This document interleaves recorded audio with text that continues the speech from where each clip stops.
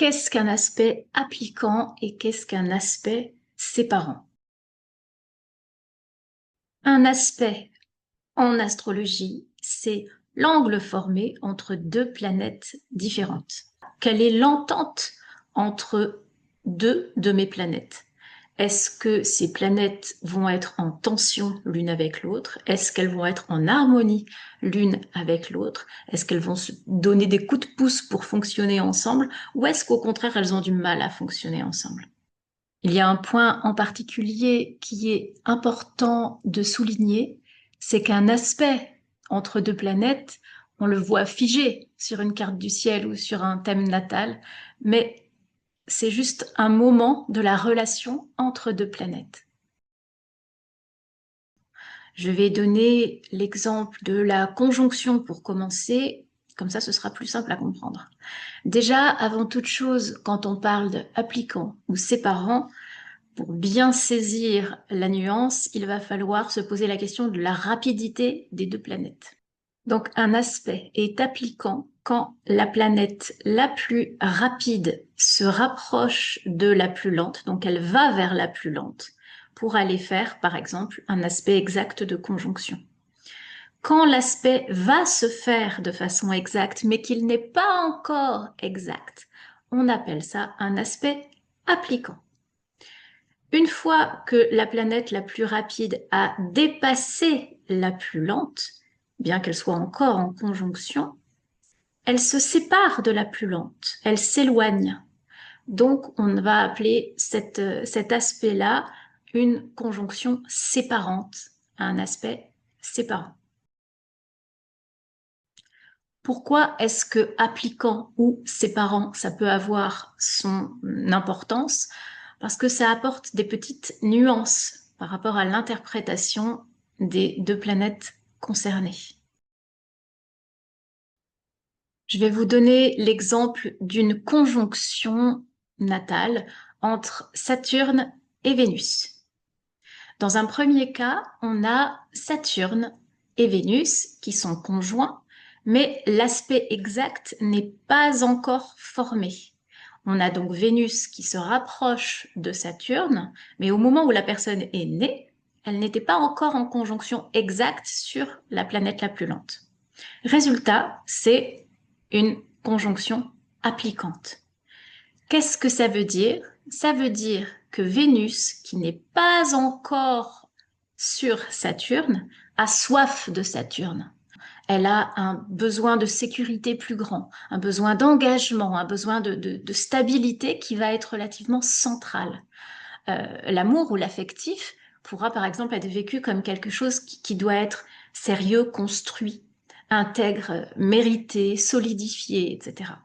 Donc la notion de fidélité, par exemple, ça va être une valeur structurante qui pourrait même être identitaire, hein, si par exemple Vénus est le maître de l'ascendant, pourquoi pas. En amour, qu'est-ce que ça donne? Ça peut donner un attachement profond, lent, réfléchi, j'ai envie de dire. Parfois une difficulté à se détacher une fois qu'on est engagé. Ça peut donner une grande loyauté au prix du plaisir ou du désir, parfois aussi. Et une capacité à tenir bon dans la relation, dans le temps et même dans l'épreuve. Maintenant, si on parle de la conjonction Vénus-Saturne séparante, c'est-à-dire que cette fois-ci, Vénus a déjà vécu quelques jours avant la conjonction exacte sur Saturne, mais quand la personne est née, Vénus avait dépassé Saturne. Donc Vénus s'éloigne de Saturne. Quelle différence avec l'aspect appliquant? Là, il y a une petite nuance. Le travail saturnien a déjà été intégré. Imaginez-vous comme si Vénus avait été baignée dans un bain saturnien et qu'elle est déjà toute saturnisée une fois qu'elle s'éloigne de Saturne. Donc, Vénus va plutôt chercher maintenant à respirer un petit peu et à s'alléger de Saturne. Qu'est-ce que ça donne? Ça donne, par exemple, en amour, la fidélité qui existe, mais qui est plus un absolu. Ça peut donner un besoin de sens, de chaleur et parfois de renouveau, de nouveau souffle.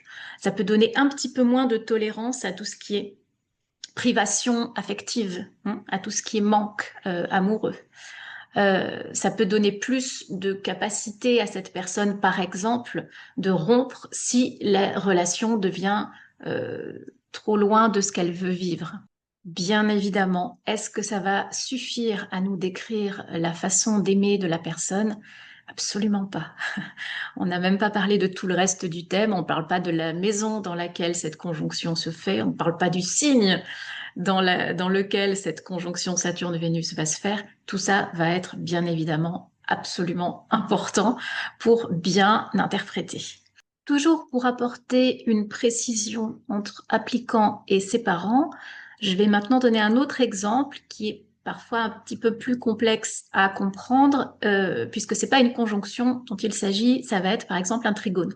Donc, je vous propose de regarder un trigone entre Mars et Jupiter.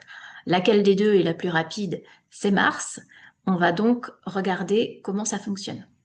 Dans cet exemple-là, il s'agit déjà d'un trigone, donc d'un aspect croissant, puisque Mars, qui est la plus rapide, n'a pas encore dépassé l'opposition en face donc de Jupiter. Si Mars avait donc dépassé l'opposition juste en face de Jupiter, on aurait eu un trigone décroissant et non pas croissant. Ce qui veut dire que Mars aurait donc été dans le signe des Poissons à la place du signe du Scorpion. Une fois qu'on vient de voir ensemble que ce trigone est déjà un trigone croissant et non pas décroissant, on va regarder s'il est appliquant ou séparant. Et pour ça, on va regarder les degrés. Donc vous vous rappelez, il faut regarder où se situe la planète la plus rapide par rapport à la plus lente. Dans cet exemple-là, on a donc un Jupiter qui est à 24 degrés Cancer et une planète Mars qui est à 22 degrés Scorpion. À quel moment est-ce que le trigone va être exact? Quand Mars sera à 24 degrés. Pour l'instant, il est à 22. Ça veut dire que l'aspect exact va se faire, mais qu'il n'est pas encore exact. Il s'agit donc d'un trigone appliquant. On jette un œil maintenant toujours sur un trigone croissant entre Mars et Jupiter, mais cette fois-ci un trigone séparant. Ça veut dire que Mars, la planète la plus rapide, a dépassé le trigone exact d'avec Jupiter. Donc dans notre exemple, on a Jupiter qui est toujours à 24 degrés et Mars qui a avancé plus loin et qui est à 26 degrés. Qu'est-ce que ça veut dire en termes d'interprétation, par exemple, bien entendu? Ça veut dire que Mars a déjà été jupitérisé. Il a déjà reçu toutes les bonnes choses de la planète jovienne pendant ce trigone et qu'il est gonflé à bloc. Maintenant, il est plus en quête de vouloir à tout prix travailler avec Jupiter, il vient de le faire.